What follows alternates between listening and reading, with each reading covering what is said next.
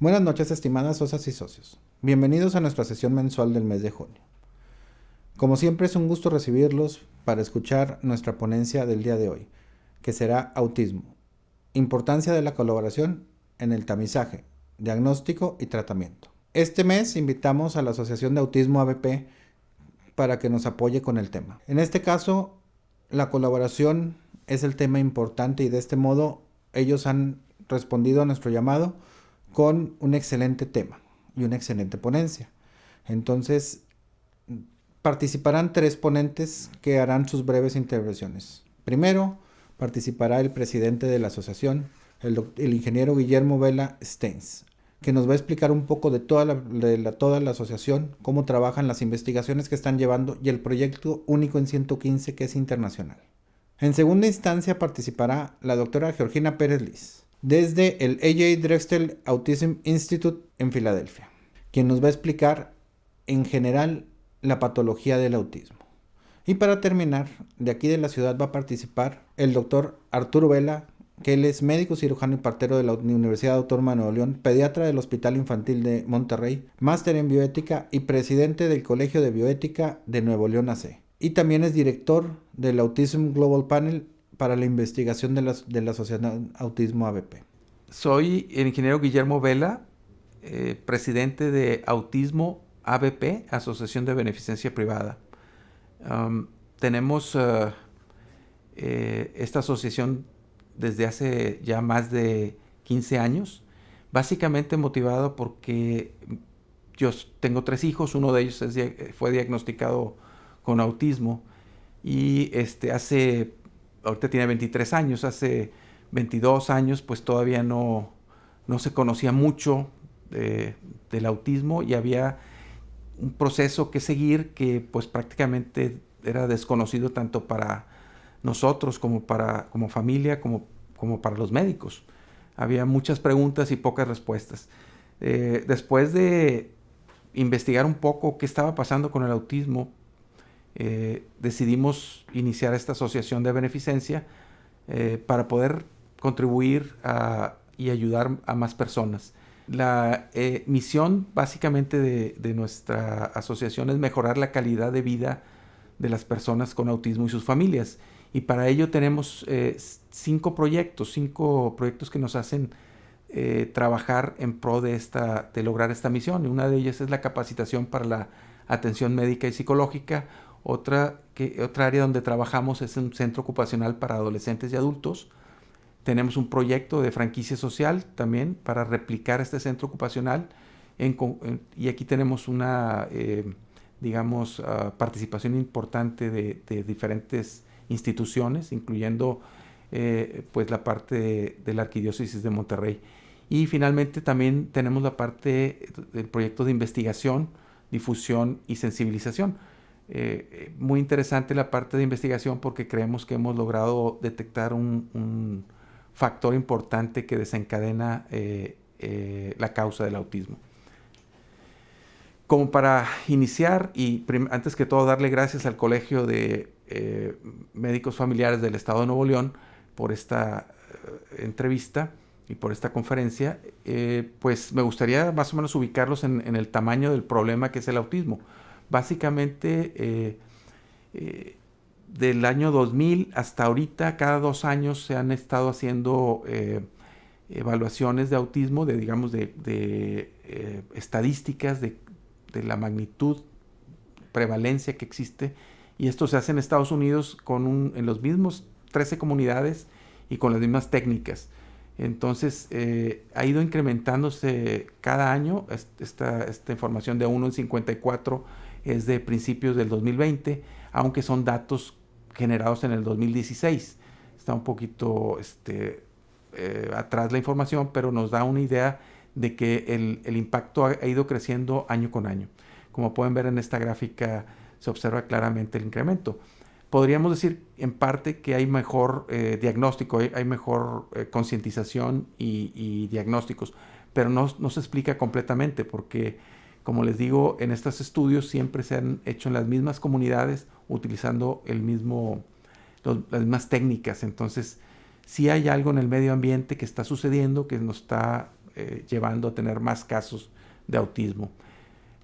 En estos datos se ve también interesantemente cómo por cada 4.3 niños también se diagnostica una niña, o sea, la prevalencia es mucho mayor por el lado de los niños. Otro dato importante del autismo es el índice del estrés en los papás. Aquí hay muchos estudios que nos llevan a ver que el no entender la problemática, el no saber hasta dónde va a progresar nuestro hijo, hace que la familia se genere un estrés mayor a cualquier otra discapacidad. Sabemos, por ejemplo, que el estrés en el autismo es 4 veces más grande que una familia neurotípica y 2 veces más que cualquier otro tipo de retraso en el desarrollo.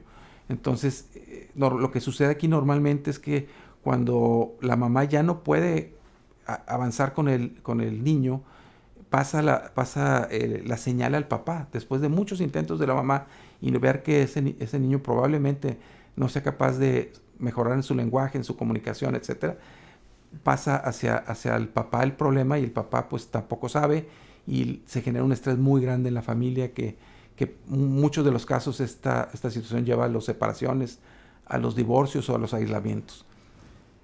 Otro dato importante es el costo, ¿no? El costo del autismo pues es el más grande de todas las discapacidades. En Estados Unidos se estima que para el 2025 el gobierno va a tener un costo de $1 trillón y esto pues sobrepasa todas las enfermedades neurodegenerativas. Importante entender esta causa porque es la discapacidad que cuesta más a las familias, al Estado y al país. Entonces, cuando vemos toda esta situación, entendemos ahora la importancia que hay de cómo podemos apoyar. En nuestra asociación, le dimos muchas vueltas a todo y entendimos que la parte más importante era la detección oportuna. Entonces, ahorita vamos a platicar de eso.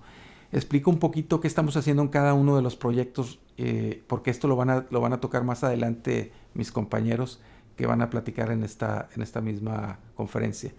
Pero básicamente en la asociación, en Autismo BP, nos logramos unificar a muchas instituciones del estado de Nuevo León y le llamamos el Autism Global Panel, donde tenemos muchas áreas de oportunidad y hemos logrado hacer muchos avances a nivel de conjunto. En principio, tenemos en la página único en 115 la capacitación para la atención médica. Aquí ustedes van a poder encontrar videos con quizzes donde tienen valor de certificación que puede contar para ustedes. Esto apenas lo vamos a lanzar, ya está en la página, pero todavía no está conectado con la Secretaría de Salud y el Tecnológico de Monterrey para su certificación. Entonces vamos a tardar un poquito más, pero ya está prácticamente diseñado esta parte. Por otro lado, hemos estado en los últimos 2 años tratando de avanzar en la parte de certificaciones en intervención temprana. Una vez que se tamiza, se diagnostica, la siguiente fase es la intervención temprana y aquí hemos trabajado muy de la mano con estas dos técnicas que es el Deer Floor Time y el Early Start Denver Model. El Early Start Denver Model pues es el más avanzado en la parte de intervención en el mundo. Otro de las áreas o de los proyectos que tenemos es nuestro centro ocupacional, donde atendemos adolescentes y adultos y pues ahí son talleres donde se puede trabajar con ellos, además de la autonomía y de muchas áreas de su área personal. Tratamos de que estos chicos a través de talleres logren ser independientes y muchos de ellos lleguen a tener un trabajo. Talleres, digamos, desde artes, manualidades, ensamblaje, en fin, hay muchas áreas donde estamos trabajando y tenemos que ver en cuáles ellos son más eficientes y donde ellos se sienten más felices de trabajar. Esta es otra área bien interesante y ahí tenemos trabajando cerca de 8 terapeutas y psicólogos siempre con la colaboración de las universidades. Otro de los proyectos en los que trabajamos como Autismo BP es lo que le llamamos la franquicia social, que es hacer réplicas de centros ocupacionales. Como podrán darse cuenta, pues si en Estados Unidos es 1 en 54, podríamos decir que aquí es el 1%. Entonces ya tenemos muchísimos casos en las escuelas de la Secretaría de Educación Pública, alrededor de 7,000 casos y alrededor de 4,000 en secundarias. Entonces estos chicos, muchos de ellos, por las características propias del autismo, que es problemas en la parte social emocional, tendríamos esta situación de que no van a encontrar un trabajo, o normalmente se quedan con su papá o con la abuelita en casa, haciendo pues más complicado el que ellos logren su máximo potencial. Entonces, en conjunto con la Arquidiócesis de Monterrey y algunas otras instituciones, Rotarios que nos han apoyado, hemos logrado empezar centros ocupacionales. La idea es que esto se extienda a las zonas periféricas donde hay muy poco posibilidades para chicos que están en el espectro del autismo.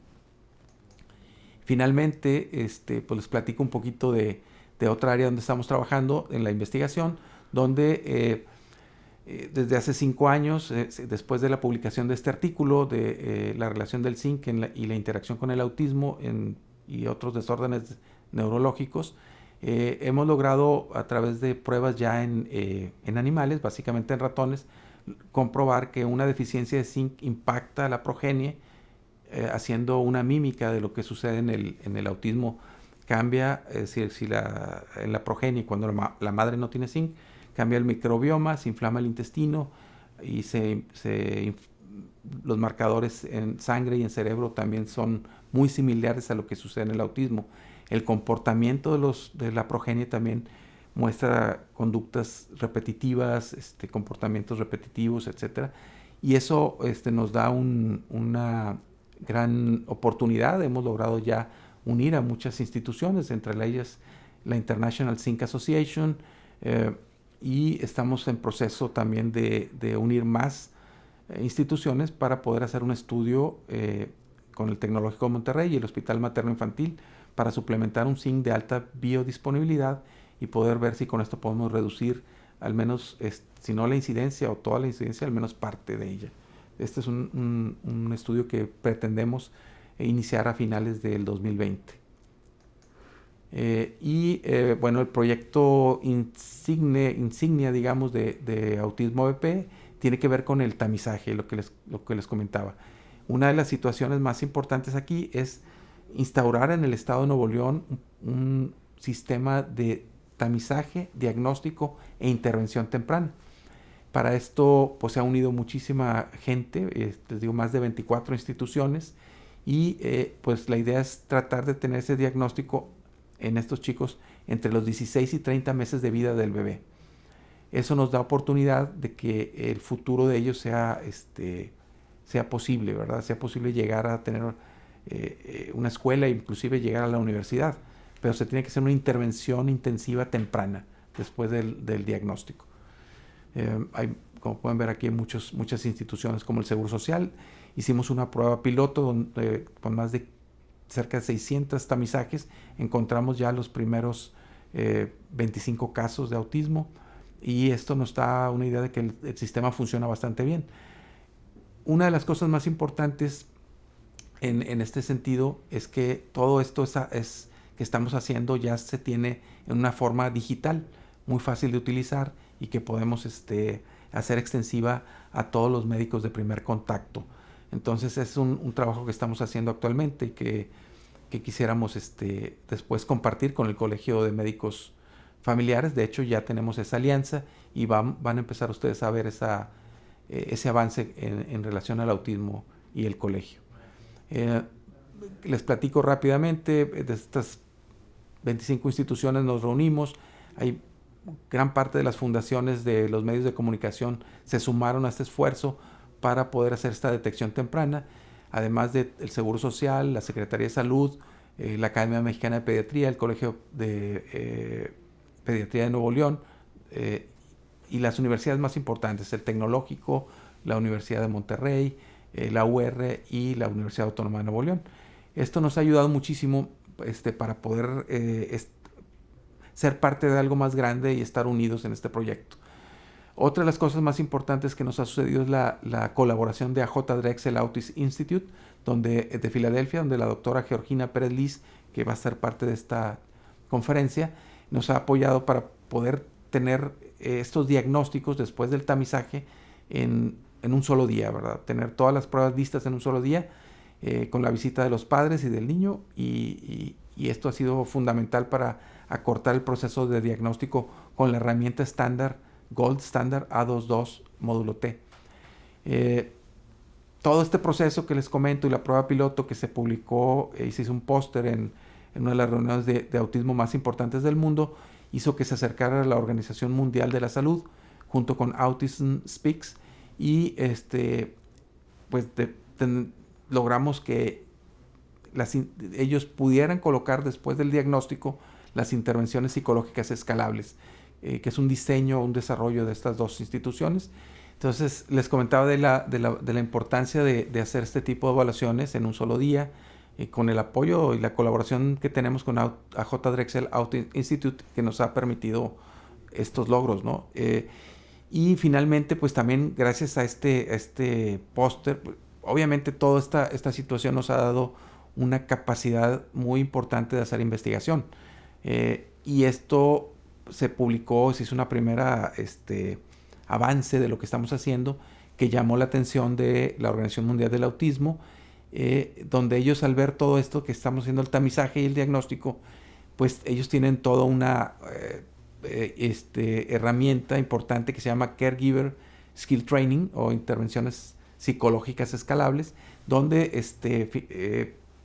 se puede ayudar a muchos padres, y estos padres a su vez ayudar a otros. Entonces hace una especie de train the trainers, y bueno, estamos haciendo todo esto, logrando finalmente que pues más gente de la comunidad se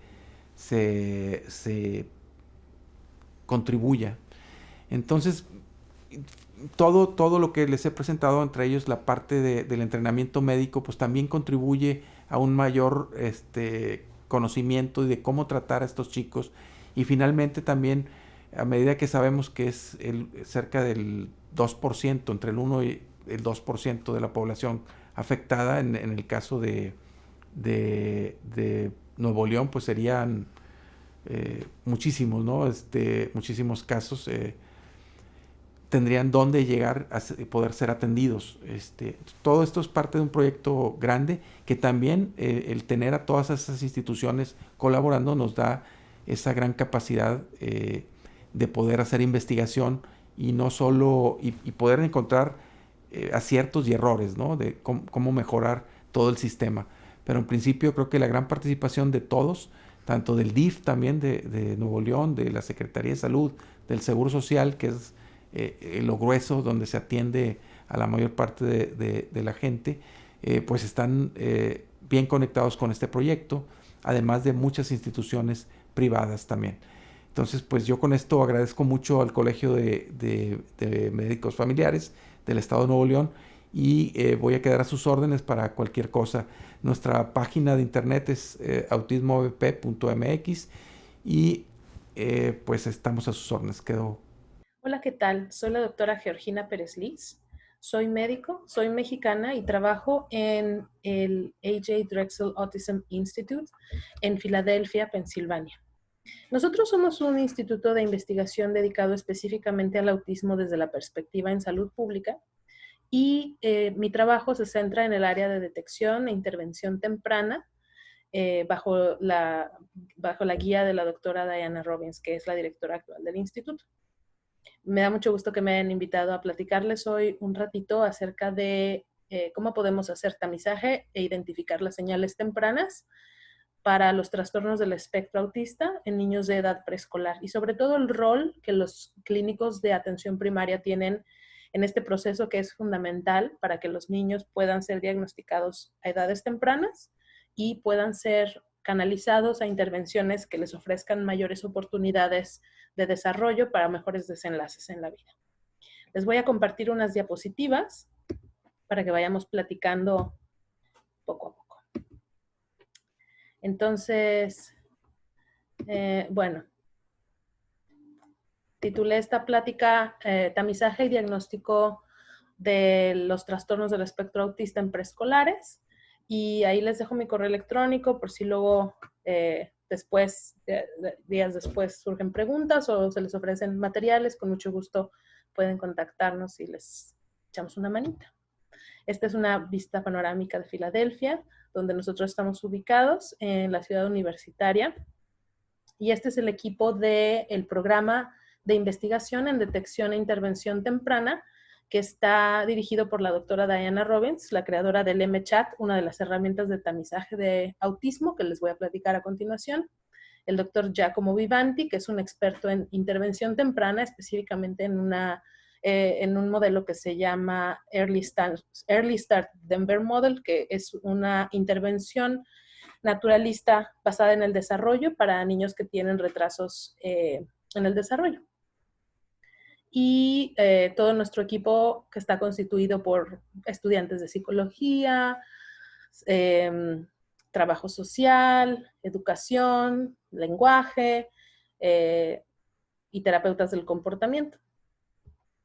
Los 3 objetivos que yo quisiera delinear para esta breve plática, para que revisemos el día de hoy, es para que presentemos un panorama general de los trastornos del espectro autista, identifiquemos los signos de alerta tempranos para los TEA que nosotros podemos ver en la consulta del niño sano o en las visitas rutinarias, y aprender la importancia y algunos métodos de tamizaje para trastornos del espectro autista que podemos fácilmente implementar en la atención primaria.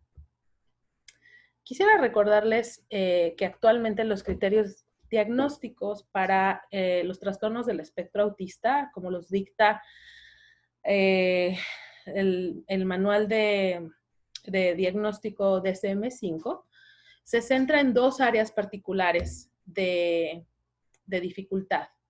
Por un lado tenemos los déficits sociales o en la comunicación e interacción social. Y por otro lado tenemos la presencia de comportamientos e intereses restringidos, repetitivos, estereotipados. Eso quiere decir que por un lado vemos ciertas características que deberían de estar, pero no están, y por otro lado vemos características que no deberían de estar, pero están.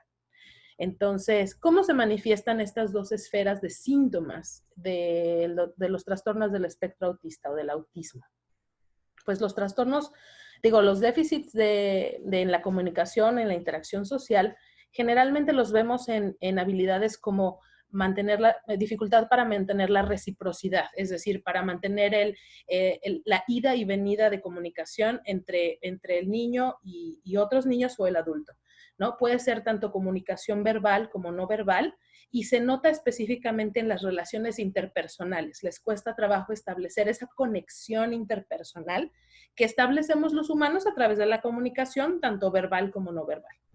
Y por otro lado, estos otros comportamientos que observamos, que normalmente en el desarrollo típico no se ven, pero que en autismo están presentes, son comportamientos repetitivos que pueden abarcar diferentes áreas. Repetición del lenguaje, repetición motora o repetición de rutinas con objetos. Generalmente cuando están basados en rutinas o rituales, son fijaciones que se describen típicamente como una rigidez del comportamiento. Niños que alinean objetos, hacen filas, hacen torres o siguen patrones para acomodar objetos siempre de la misma manera, que es su manera.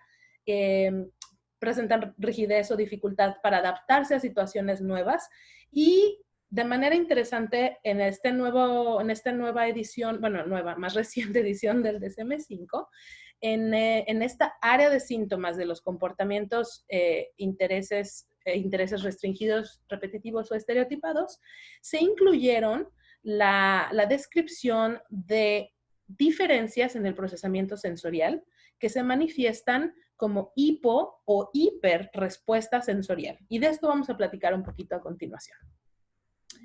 La prevalencia de los trastornos del espectro autista es de 1 en 59 actualmente, de la manera en la que se calcula por una vigilancia poblacional que existe en Estados Unidos, donde lo que hacen es revisar expedientes o archivos, información de niños a la edad de 8 años, y de esos ven cuáles cumplen con las características que dan un diagnóstico de autismo. Es decir, no hay hasta ahorita un método donde podamos estar seguros de cuál es la prevalencia, pero esta es como se calcula, digamos, esta es una estimación lo más próxima a la realidad de la prevalencia del trastorno del espectro autista. Y la razón es porque el diagnóstico, ha habido una diferencia en la edad de diagnóstico dependiendo de muchas cosas. Una de ellas es, ha habido ya creación de mayor conciencia entre los clínicos, los maestros e incluso los papás, miembros de la comunidad, donde ya se sabe un poco más cómo se ve el autismo, y entonces esas pequeñas características empiezan a generar más preocupación. Por otro lado, también es cierto que la capacidad de respuesta ha aumentado. Hay más profesionales entrenados que pueden hacer este diagnóstico, entonces menos niños llegan a edades tardías sin diagnóstico. Pero aún así, hay diferencia en la edad promedio de diagnóstico, y aquí en Estados Unidos actualmente es de un poquito más de los 4 años, es el promedio. Sin embargo, los síntomas del autismo están presentes desde edades muy tempranitas, ahorita vamos a platicar, pero desde el primer año de vida. Entonces, ¿por qué? Porque hay esa diferencia, porque hay esa disparidad entre el momento en el que se diagnostica y la aparición de los síntomas. ¿Por qué hay esa ventana? Una cosa que les quería comentar es que el TEA es casi 5 veces más común en varones que en mujeres, y esto obedece principalmente a la presentación clínica, no necesariamente a que haya un factor protector.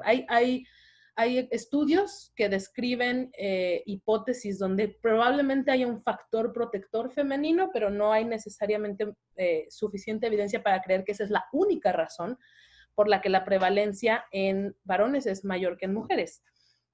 Una cosa interesante, muy característica, es que la prevalencia, esta disparidad de 5-1, digamos, o de 4-1, es mucho menor conforme va disminuyendo la capacidad intelectual. O sea, conforme el IQ va bajando, la prevalencia se va igualando hasta que eventualmente llega a ser como de 2-1 o incluso 1.5-1 en casos de discapacidad intelectual muy pronunciada.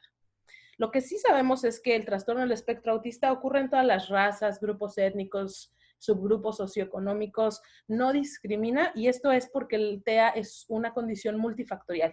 Tiene un componente genético, tiene un componente ambiental, se han descrito varios factores ambientales que aumentan el riesgo de poder presentarlo, y también parece ser que hay un componente que tiene que ver con la estimulación después del nacimiento, o sea, la estimulación de los niños en edades tempranas. Entonces, pareciera que hubiera una mezcla de factores que es lo que dan finalmente el resultado del diagnóstico. Lo que quisiera que revisáramos un poco es cuáles son los síntomas más comunes que podemos ver así fácilmente en niños en edad preescolar. Y en edad preescolar, en la esfera de la reciprocidad socioemocional, lo que empezamos a ver son niños que tienen menor respuesta cuando los llaman por su nombre. Típicamente los papás dicen, es que le hablo y no voltea, ¿no? Juanito, Juanito, y Juanito sí.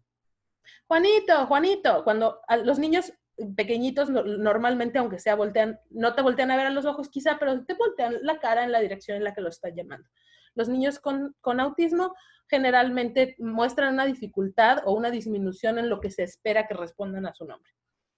No voltear a ver la cara de los padres cuando están haciendo actividades de la vida cotidiana, cambiándoles el pañal, bañándolos, dándoles de comer. Ellos andan volteando para otro lado y no necesariamente están haciendo contacto visual.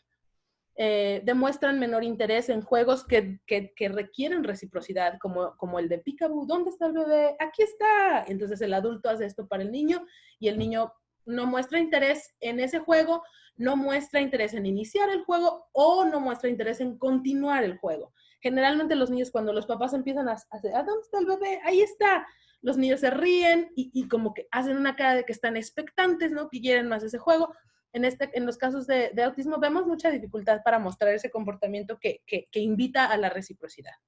Típicamente son niños que no les llevan a enseñar cosas a sus papás, ¿no? Los niños en edad preescolar típicamente corren y le llevan un pasto a la mamá, ¿no? Una florecita, una basura que se encontraron en el suelo, toma. Y los niños con autismo, esa es una característica esa característica del desarrollo suele estar ausente. Y también vemos limitaciones muy prominentes ya después de la edad en la que se empieza a desarrollar el lenguaje, dificultades prominentes en el desarrollo de juego imaginativo, sobre todo que tienen que desarrollar por ellos mismos. En la comunicación no verbal, lo que vemos es poco contacto visual, como les comentaba anteriormente. Típicamente, eso es una cosa que ya se conoce bien, son niños que tienden a no usar su dedo para señalar, sino que tienden a hacer un gesto donde usan toda la mano e incluso inclinan su cuerpo más bien para indicar lo que quieren en vez de señalar. Señalar es un gesto que es muy típico del desarrollo en niños para la atención conjunta. Lo que hacemos todos los humanos cuando somos pequeños y estamos desarrollándonos es que aunque no sepamos la palabra, queremos comunicar lo que necesitamos o queremos, y entonces utilizamos una vocalización, señalamos, volteamos a ver al cuidador y volteamos a ver la cosa otra vez. De esta manera hacemos un triángulo entre nosotros, la cosa que queremos y el cuidador para ver que las dos personas estemos poniendo atención al mismo objeto. Y este señalar con el dedo es una característica que suele estar ausente en niños con autismo. Lo mismo lo que les comentaba de la atención conjunta, eso de poner atención si el adulto, les señala a ellos, mira esto. Y entonces hay veces que los papás dicen, no, es que no ve lo que estoy viendo yo, está viendo alguna otra cosa por ahí, pero no está siguiendo lo que yo le estoy señalando, no hay conjunción en esa atención. Y vemos que el uso de gestos, como estoy yo haciendo ahorita, ¿no? Como para apoyar la comunicación, suele ser infrecuente o muy limitado, muy restringido. Ahora, esos son los síntomas. Ya hablamos ahorita de los síntomas o manifestaciones clínicas que vemos que están presentes, digo más bien ausentes, pero que deberían de estar presentes, ¿cierto? O sea, como limitaciones, déficits, fallas, digamos, ¿no? O sea, cosas que quisiéramos ver en un niño de esa edad, pero no estamos viendo. Ahora, por otro lado, vamos a hablar de los síntomas o manifestaciones que en desarrollo típico no deberíamos de ver, pero que en autismo sí vemos. Entonces, esos son los que nosotros describimos como comportamientos y actividades, intereses restringidos, repetitivos, estereotipados, y esos solemos verlos después, tienden a emerger después que los síntomas que alcanzamos a detectar en los dominios social y comunicativo. Es más frecuente, esto quiere decir que es más frecuente que los papás y cuidadores se den cuenta primero de los otros síntomas que acabamos de hablar que de estos repetitivos y estereotipados. Ahorita les voy a contar por qué. Cuando estamos hablando de edades tempranas, en edad preescolar, generalmente suelen ser síntomas o presentaciones de orden bajo. Esto quiere decir que son comportamientos poco sofisticados. Es el típico que vemos que aletea así las manitas o que giran en círculos y están contentos o enojados. Se ponen a dar vueltas como trompos, brincan mucho en su lugar, tic, tic, tic, tic, tic, tic, tic, tic.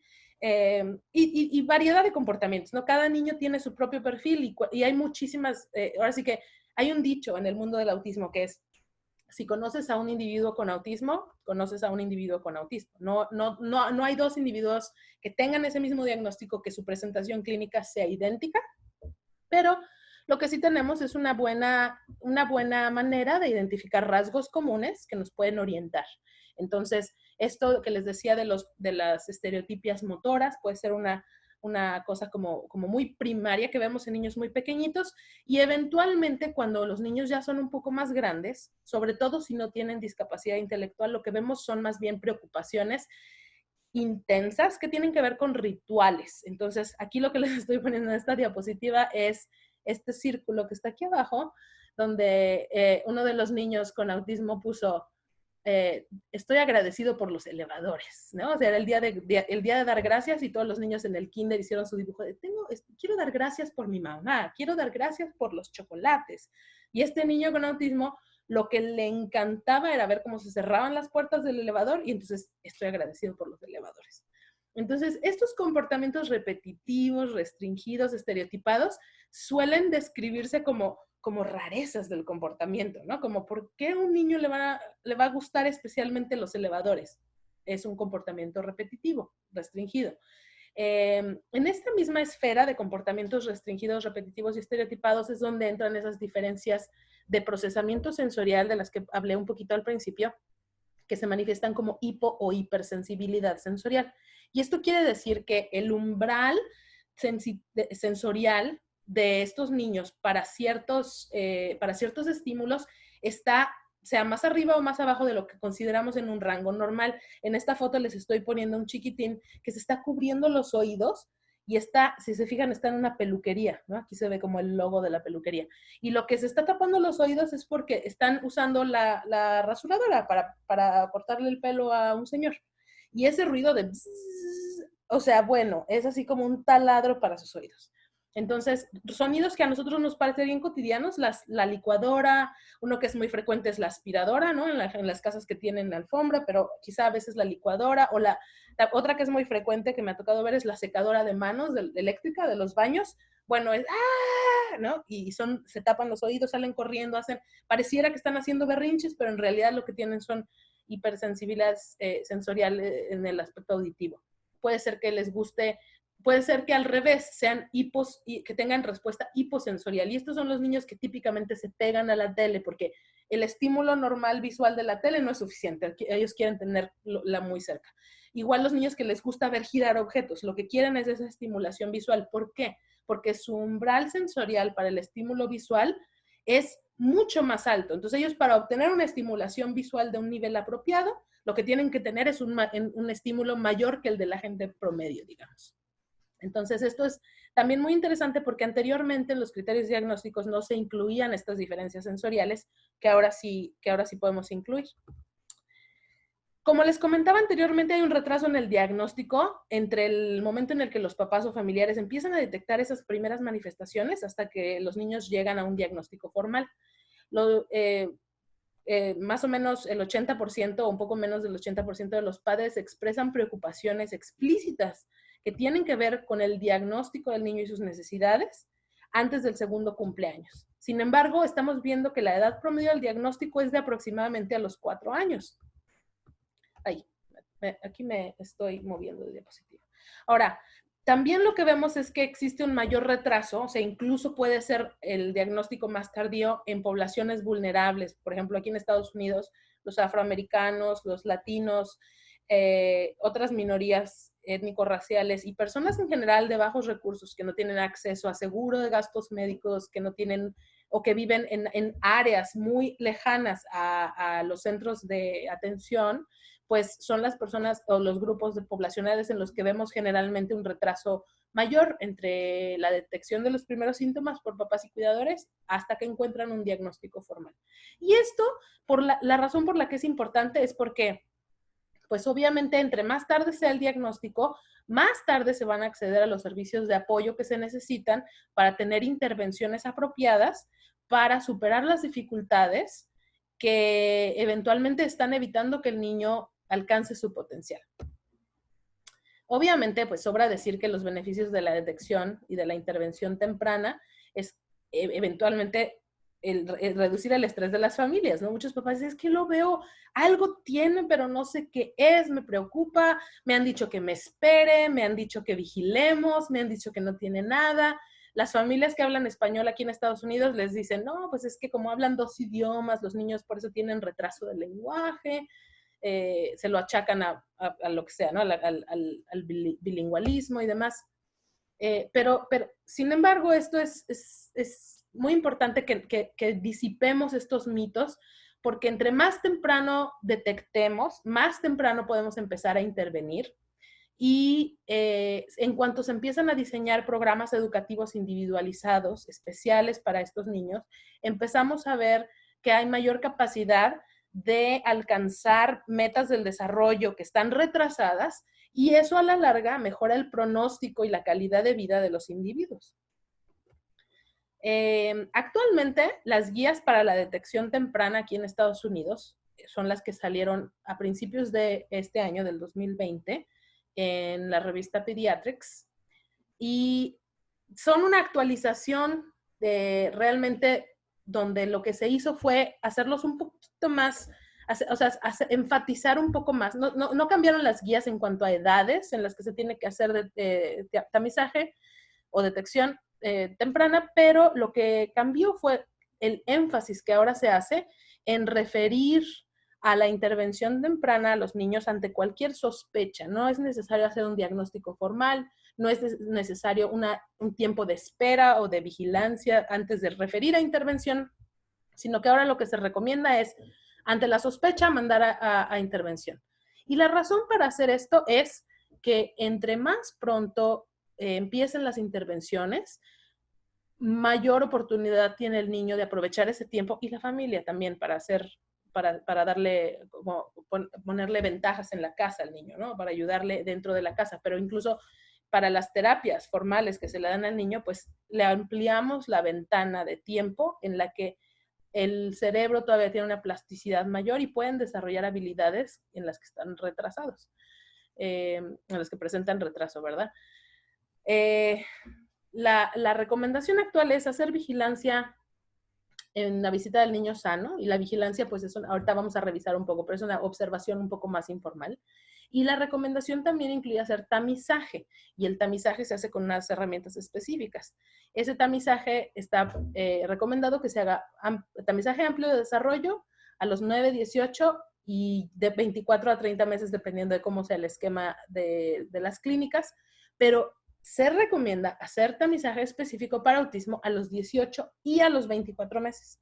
O sea, 2 veces en la vida del niño antes o a los 2, o sea, antes e incluyendo los 2 años de edad. Y eso, la razón de hacer eso es porque si solo los tamizamos una vez, va a haber niños que tengan presentaciones clínicas más sutiles y no nos estemos dando cuenta hasta más tarde. Entonces son niños que al principio van a tamizar negativos o no, sin riesgo, y luego van a desarrollar manifestaciones clínicas que pueden hacer que los niños, si no los tamizamos 2 veces a 2 diferentes edades, puede ser que los perdamos, digamos, en diagnóstico. Vamos a hablar un minutito nada más sobre la diferencia entre vigilancia y tamizaje, porque yo creo que eso es algo que mucha gente confunde.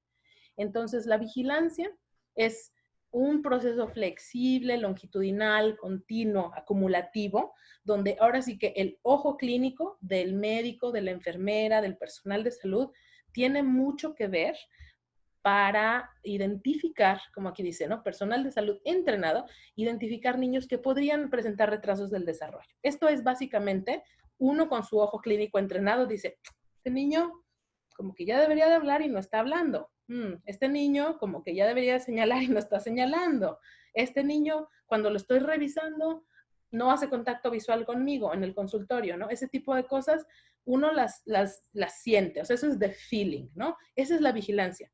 La vigilancia incluye, obviamente, recoger las preocupaciones de los papás, y el proceso de vigilancia también incluye documentar todo lo que estamos viendo. Tiene 5 elementos, ¿no? Averigua las preocupaciones de los padres y las toma en cuenta. También, obviamente, documenta la historia completa del desarrollo. Observación, como dijimos, ojo clínico. Identifica factores de riesgo o factores protectores en su caso, y documenta la vigilancia que se observó y los hallazgos. El tamizaje, en contraparte, es la aplicación de una herramienta breve y estandarizada. Repito, breve y estandarizada, que ayuda a identificar a qué niños están en riesgo de presentar un trastorno del desarrollo. Breve y estandarizada quiere decir que es confiable y válida, o sea, que ha pasado por procesos, por estudios poblacionales donde se ha validado. No cualquier, o sea, si yo ahorita hago mi cuestionario y digo, el cuestionario Pérez-Liz es mi apellido, ¿no? El cuestionario Pérez-Liz para identificar el autismo, bla, bla, bla. Puede que yo, teniendo experiencia en autismo, pueda hacer un cuestionario que yo piense que es efectivo o que por consenso clínico sepamos que podría ser efectivo.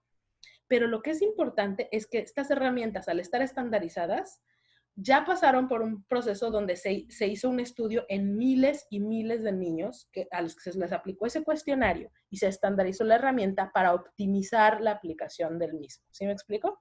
Eso es una cosa que si alguien tiene dudas, por favor, no duden en preguntar. Es súper, súper importante. Se administra de la misma manera a todos. Eso es estandarizada.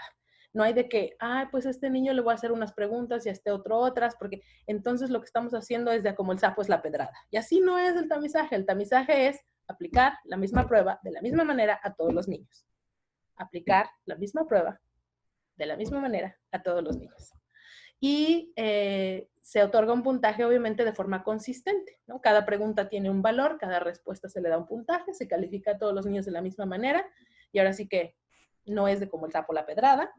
Y existen obviamente en esas herramientas, ya las personas que las desarrollaron pues hicieron algoritmos claros para interpretar los resultados y cuáles son los siguientes pasos, ¿no? Cuáles son los pasos a seguir después de completar el cuestionario.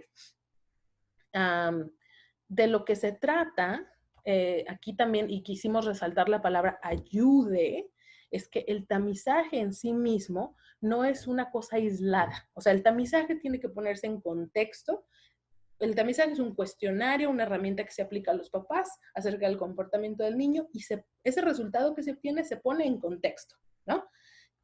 Si los papás digamos, tuvieron dificultad para contestarlo, si es un niño que en la vigilancia también nos parece que alguna sospecha debe tener, o sea, como eso lo ponemos ahora sí que en contexto. Si existe historia familiar de autismo, todas esas cosas cuentan, o sea, cuentan para la interpretación, digamos.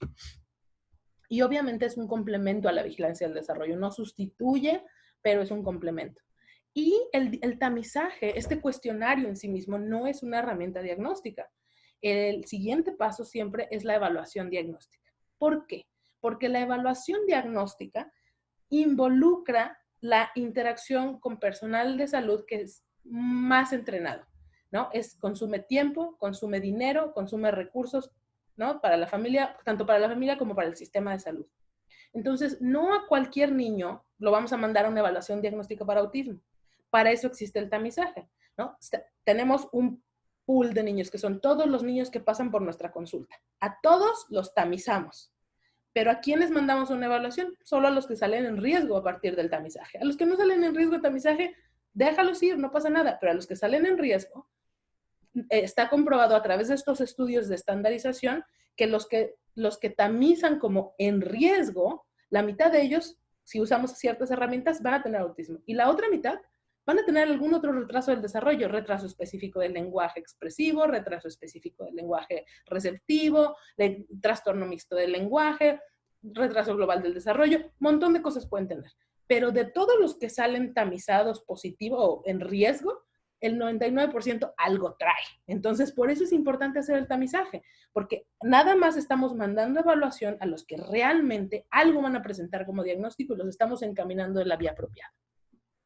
En resumen, la diferencia entre vigilancia y tamizaje, pues es que la vigilancia está basada en el juicio clínico y es una evaluación un poco más informal, mientras que el tamizaje es estandarizado, se adquiere un puntaje, compara contra una muestra normativa, que son esos estudios de estandarización, y al estar validado, pues sabemos cuál es la sensibilidad y la especificidad de cierta herramienta por la que podemos confiar en que nos va a dar resultados que son confiables, ¿no? Que podemos, resultados que son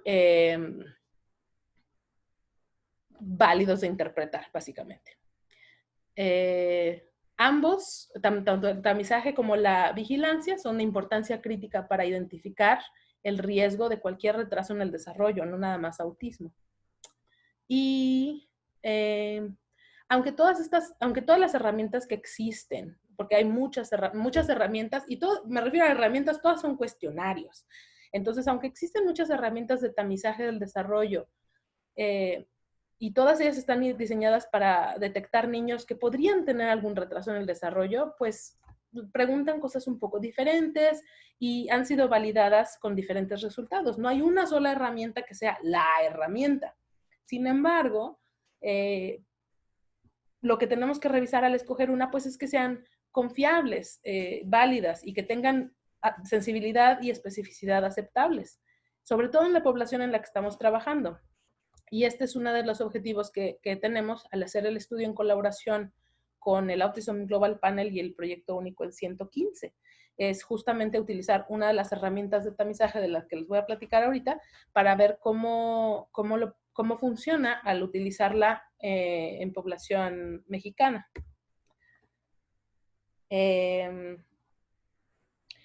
Una sola palabra sobre confiabilidad y validez. La confiabilidad en salud pública, pues nos referimos a la habilidad de una medida, o en este caso del cuestionario, para producir resultados de una forma consistente, ¿no? Que siempre sea la misma manera, que siempre, que es como el dibujo ese que ponen en los libros de texto de la Diana y siempre cae en el mismo lugar, ¿no? No necesariamente en el centro, pero siempre cae en el mismo lugar.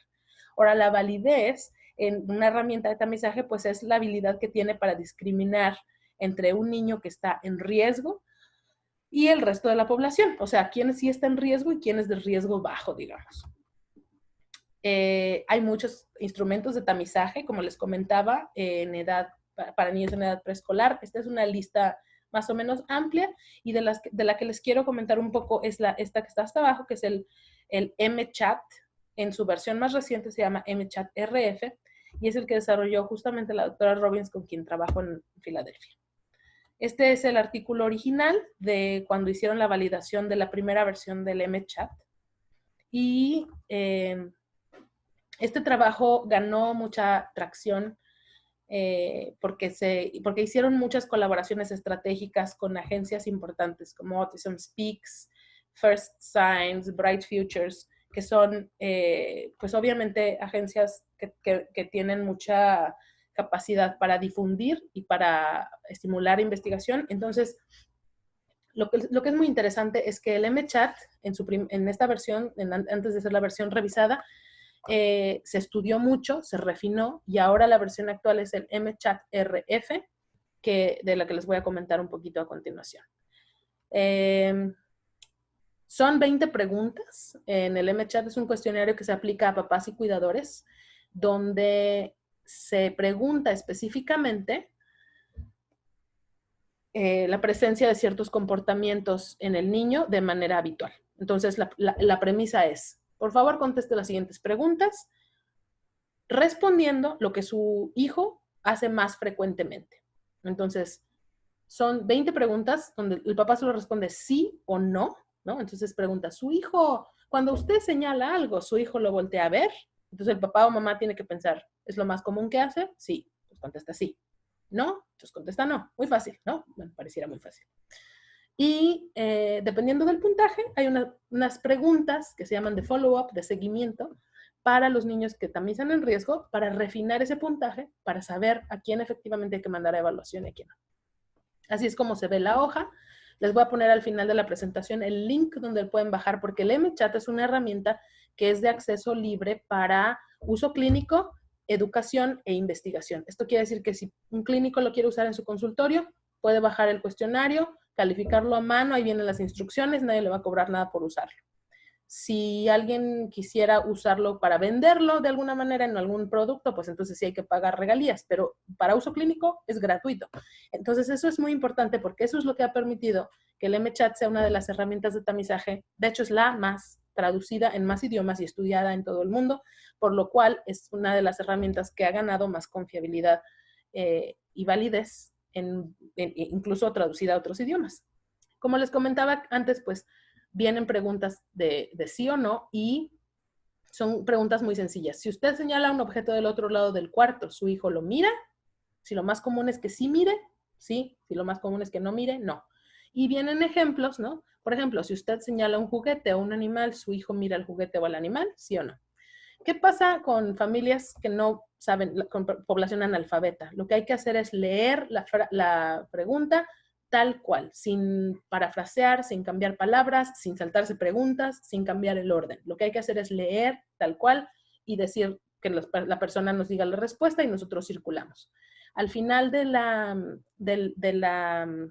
cuestionario se hace un conteo y dependiendo de los puntos, ahorita les voy a enseñar una diapositiva, se estratifica en riesgo bajo, riesgo medio, riesgo alto. Riesgo bajo quiere decir que los dejamos ir, los volvemos a tamizar a los 24 meses. Riesgo medio quiere decir que vamos a aplicar la entrevista de seguimiento de la que ahorita les voy a hablar. Y riesgo alto son los niños que sin hacer nada más hay que mandarlos ya a intervención porque es muy, muy probable que algo tengan. Entonces, vamos a hablar ahorita de los que salen en riesgo intermedio y ahorita les voy a decir cómo son los puntajes. Si salen en riesgo intermedio, se aplican las preguntas específicas de follow-up que vienen ya redactadas y que también se leen verbatim, se leen al pie de la letra para evitar que haya como confusión o que haya disminución de la sensibilidad de la herramienta. Entonces, aquí, por ejemplo, si el niño, solamente se aplican las preguntas que salieron como el resultado fue en riesgo. Entonces, no es que sean incorrectas las respuestas, pero es como, ¿cuáles son las respuestas que nos marcaron que el niño podía estar en riesgo? Escogemos esas y, por ejemplo, si el niño tuvo la pregunta 2, la 8, la 9 y la 11. Pues entonces solo agarramos esas de la entrevista de follow-up de seguimiento y esas aplicamos, nada más. Y entonces decimos, a ver, fulanito, el niño, ¿no? Aquí. ¿Cuál era la pregunta? Sí. ¿Le muestra cosas acercándoselas o levantándolas para que usted las vea? No solo para pedir ayuda, sino para compartirlas con usted. Y pongamos que el papá dijo, no, pues no. Bueno, por eso marcó en riesgo, ¿no? Entonces hacemos estas preguntas que son más refinadas. Entonces decimos, oiga, ¿su hijo le trae a usted a veces una foto o un juguete solo para mostrárselo? No, pues no. Ok, pues tachamos no. ¿Un dibujo que haya hecho? No, pues no me trae dibujos. Ok, no. Y entonces así vamos. Y dependiendo de cómo marquemos estas respuestas, el mismo algoritmo nos va diciendo, si respondió sí a cualquiera de las anteriores, le hacemos esta siguiente pregunta que está en gris y luego, dependiendo de lo que conteste, pasa o no pasa. Obviamente pasa quiere decir no está en riesgo, no pasa quiere decir está en riesgo.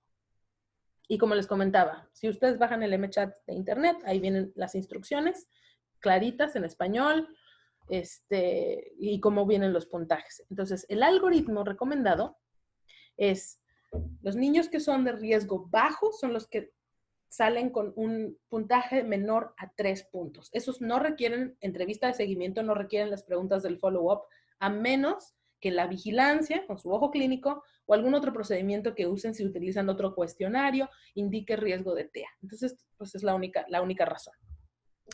Si salen en riesgo intermedio, esto quiere decir de 3 a 7 puntos, lo que hay que hacer es administrar las preguntas de la entrevista de seguimiento, el follow-up del MChat.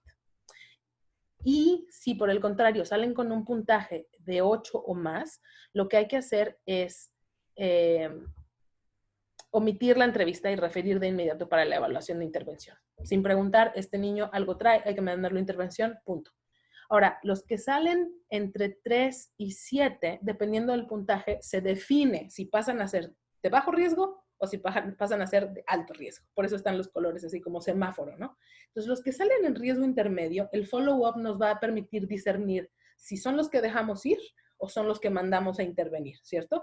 Entonces, si salen con un puntaje total de 3 o más después de la entrevista, referir para evaluación diagnóstica. Si se quedan en su mismo puntaje, si salen con un puntaje de 2, digamos, entonces, de 2 o 1 o 0, entonces se pasan a ser de riesgo bajo. En la práctica clínica, lo que hay que hacer es, la regla general, esto es, por favor, administrar el MCHAT-R a todos los niños, todos los reactivos, sin modificaciones, se administran al pie de la letra. ¿Por qué? Porque si solo se lo administramos, si solo les damos el cuestionario a los papás de los niños que nos parecen como, se ve rarito, yo pienso que algo trae, pues la sensibilidad y la especificidad de la herramienta no sirven, lo que sabemos de la herramienta no sirve para nada, ¿no? Entonces, lo que hay que hacer es administrarlo a todos. Y eso también tiene que ver mucho con que hay niños que su presentación clínica es muy sutil, ¿no? Son niños que a lo mejor sí hacen un poco de contacto visual, pero no tanto, y a lo mejor no tienen un retraso clarísimo del lenguaje, pero es algo así como rarito. Para esos niños que están en esa zona como gris, que no son muy, muy sintomáticos, el tamizaje es lo que nos ayuda a detectarlos. Entonces, justo por eso no hay que brincarse el tamizaje en nadie. Se aplica la entrevista de follow-up siempre, siempre cuando está indicado. Yo he visto pediatras que, no, pues es que la mamá dijo que sí, pero a mí se me hace como que no, y le cambian, o sea, le escriben, ¿no? No, yo no lo vi en el consultorio. Entonces, no, pésimo, porque entonces no sirve para nada aplicar el cuestionario. O sea, justo el punto de aplicar el cuestionario es que es una herramienta que está hecha para aplicarse de esa manera todas las veces. Y si nosotros nos brincamos las reglas, pues no podemos esperar que la herramienta nos sirva de esa manera, ¿cierto? Y luego, evidentemente, los casos que salen de tamizaje positivo, tamizaje en riesgo, hay que referirlos inmediatamente. Y aquí no sé por qué tengo una falta de ortografía, pero la voy a corregir. Entonces, inmediatamente lo que hay que hacer es mandarlos a intervención. Las intervenciones en autismo son específicamente dirigidas al tipo de déficits que tengan. Entonces, son niños que tienen, generalmente requieren terapia, intervención de terapia del comportamiento, pero también muchos requieren terapia del lenguaje. Entonces, se refieren a intervención temprana. Casi siempre son neuropediatras, psicólogos infantiles los que pueden ayudar a determinar el plan de intervención, pero lo que hay que hacer es mandarlos. Nosotros como clínicos de atención primaria, mandarlos. Y evidentemente, no solo la intervención, sino que se haga una evaluación formal para un diagnóstico, ¿verdad? Porque puede ser que no sea autismo, que sea otro trastorno del lenguaje, y lo que hay que hacer son pruebas específicas para establecer un diagnóstico certero. Y estas evaluaciones diagnósticas, como les comentaba, pues pediatra especialista en desarrollo, aquí en Estados Unidos existe esa especialidad, psicólogos infantiles o neuropediatras. ¿A quién tamizamos? A todos los niños que acudan a consulta de niño sano o por vacunas a los 18 y 24 meses. Por favor, no seleccionar a subgrupos de pacientes para tamizar solo basados en la observación o solo en la vigilancia o solo en el tamizaje amplio, sino todos, por favor. Esto es algo que hemos hecho algunos estudios aquí utilizando cuestionarios que se les aplican a los pediatras y a los médicos familiares, y hemos visto que mucha gente se brinca las reglas. O sea, esto no se los digo nada más porque sí, sino porque hemos visto, o sea, hay evidencia, hemos recolectado las prácticas de la gente y vemos que mucha gente mal usa los cuestionarios. Y obviamente hay que ejercer precaución si, bueno, aquí en Estados Unidos si no hablan inglés, ¿no? Si tienen un pobre dominio del idioma, pero también en poblaciones con escolaridad baja, hay que tener muy presente que pues obviamente la sensibilidad y la especificidad no pueden ser las mismas, ¿verdad? Y también hay niños que por otras discapacidades diversas que estén debidos al desarrollo, incluyendo ceguera, sordera, deficiencias motoras severas, niños que no se pueden sentar y sostener solos o manipular objetos. Todos estos niños van a salir muy probablemente con un tamizaje en riesgo y no van a ser casos de autismo. Esto ya les dije, no sé por qué repetimos aquí la diapositiva, pero esto no debería de salir aquí. Y ya, esto es todo lo que tengo para ustedes en diapositivas el día de hoy. Les voy a poner aquí al final, a ver, vamos a parar esto porque no sé por qué sale así. Les voy a poner al final mi correo electrónico y ahí está. Mi correo electrónico y la página web del instituto y del MChat para que ustedes puedan visitarlas. Ahí está. Si quieren, y con mucho gusto podemos ver preguntas o lo que se les ofrezca. Pues ahí estamos. Espero que les sirva esta presentación y con mucho gusto sigo a sus órdenes.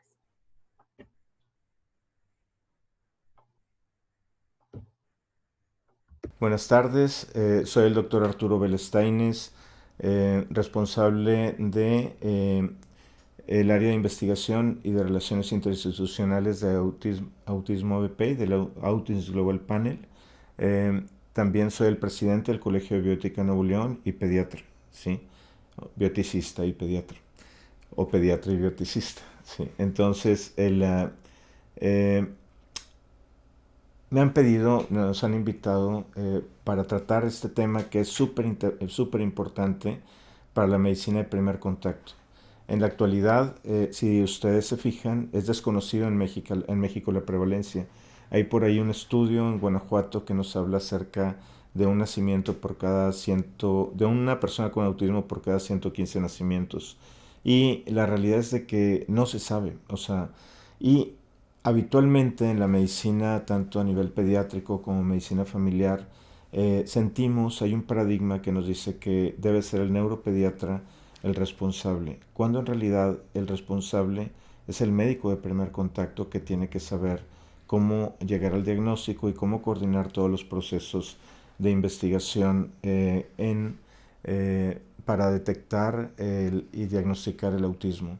No es un problema bastante difícil, porque el decirle a una familia que su hijo tiene autismo es muy estigmatizante, entonces se vuelve como una verdadera cruz para la familia el hecho de que se detengan, que se les diagnostique y que se le tenga como un fenómeno del espectro autista. Entonces realmente es un reto el que ustedes y yo nos volvamos protagonistas del impacto histórico que tendrá a nivel nacional el que fomentemos la cultura del tamizaje, a lo cual yo les animo, ¿sí? Y para eso quisiera dar una pequeña semblanza del trastorno del espectro autista. Recordar de que este se diagnosticó desde los 40, ¿sí? Surgieron los primeros casos, pero es hasta 1990 cuando empiezan a aumentar. Se tenía una prevalencia de 1 en 10, una persona con autismo por 10,000, y hasta el año pasado estaba en 1 en 59, y creo que iba bajando hasta 1 en 58, 1 en 57, una persona con autismo por 57 nacimientos, que es prácticamente casi un 2%. Entonces, démonos cuenta que es un fenómeno se considera la principal discapacidad a nivel mundial, la que es más frecuente, y no nada más eso, sino que es la que más estrés genera, la que más divorcios provoca en la familia, la que más suicidios llega a tener dentro de los padres. O sea, es un fenómeno bastante fuerte y que nos anima a que exista una relación empática en la medicina. La costumbre que hay en muchos colegas es, tienes una sospecha, pues refiere al neuropediatra y que él se encargue. Pero eso en realidad, para nosotros los médicos de primer contacto, la responsabilidad más importante es la de nosotros, que no se nos debe escapar un solo paciente con este diagnóstico. Y ahorita tenemos, gracias a Dios, las herramientas para poder llegar a resolverlo de la manera más práctica, ¿sí?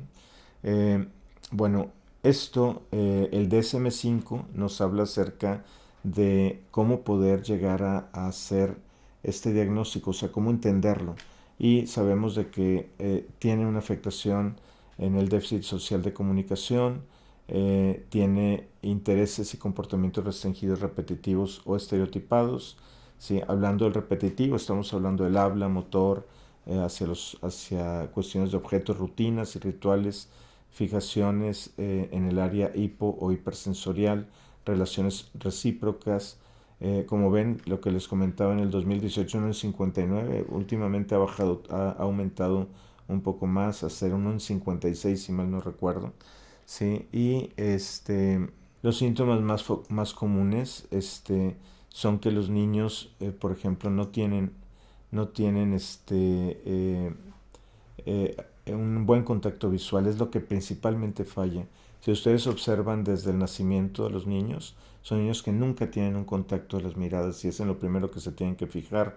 La falta de señalamiento, especialmente para declarar el interés, atención conjunta inexistente, esto es que ven el objeto y voltean a ver la cara de la mamá para ver qué expresión hizo. Eso no lo tiene una persona con autismo. Y el uso infrecuente de los gestos, ¿verdad? A menudo surgen más tarde problemas sociales y de comunicación. Los niños no hablan, ¿sí? Ni se comunican corporalmente, o sea, no te señalan ni te dicen, sino están de esa manera, ¿no? Ok, son niños muy repetitivos y que tienen rituales que son como muy alterados. Si se fijan, vemos en el primer video, en el video de arriba, cómo la criatura responde. Ese niño está como entendiendo más o menos de qué se trata, ¿sí? Y en cambio no, ¿sí? Este está totalmente ausente de esa realidad, ¿verdad? En la parte de abajo ven a unas personas del clero. Esto es en Roma, en el Vaticano, en unas conferencias que se hicieron allá con respecto al autismo, en donde se presentaron estos videos también, para tratar de definir la normalidad de la normalidad. Como ahí no hay contacto de las miradas, el niño no responde a ningún tipo de señalamiento de las personas, ¿verdad? Eso es lo que les decía, el MCHAT-RF es lo que tiende a causar Ese problema genera, lo que les comentaba hace un rato, es el que genera más estrés en la familia. 1.2 millones afectados es un problema que cuesta mucho dinero para la nación, ¿sí?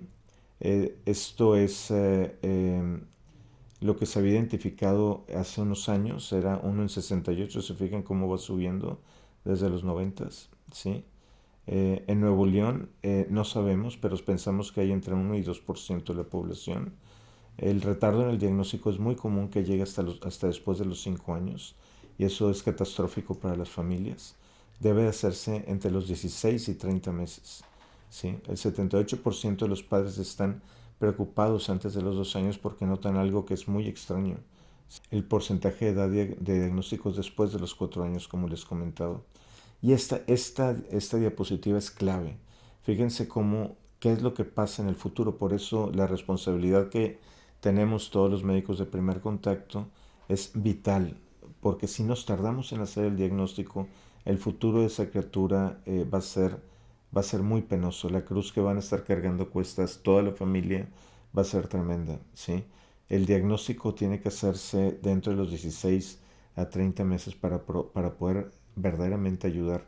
Cuando lo hacemos después, van a tener problemas, como les decía, de requerir asistencia. Si llegamos donde está la flecha verde, la posibilidad de que jamás vayan a necesitar asistencia existe, ¿verdad? Aunque quizás sea algo mínimo, pero lo ideal es de que no llegue a necesitar esa asistencia.